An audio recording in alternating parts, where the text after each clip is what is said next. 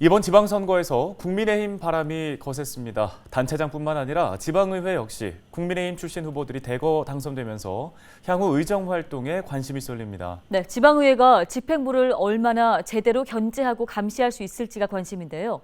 특히 국민의힘이 의석의 90%를 차지한 강원도 의회는 집행부의 거수기로 전락하진 않을지 우려의 목소리가 높습니다. 양진호 기자입니다. 지난 2018년 지방선거 당시 더불어민주당이 의석의 80% 가까이를 차지했던 강원도 의회. 하지만 이번 선거에선 상황이 정반대가 됐습니다. 전체 49석의 의석 중 국민의힘은 43석을 차지했습니다. 더불어민주당은 비례대표를 포함해 6석을 얻는 데 그쳤고 그 외 소수 정당은 의회 진출에 실패했습니다. 지역 기초의회도 상황이 마찬가지입니다. 4년 전에는 전체 169명의 시군 의원 중 과반 이상이 민주당이었지만 이번 선거 결과 174석의 의석 중 국민의힘이 101석을 쓸어 담았습니다.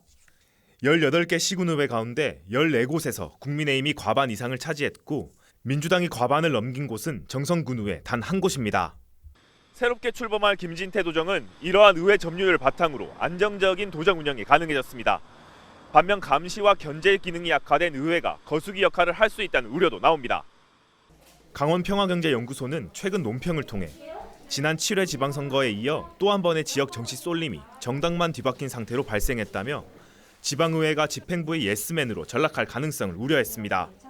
4년 전과 달리 민주당이 선택받지 못한 이유를 국민의힘이 반면교사로 삼아야 한다는 겁니다.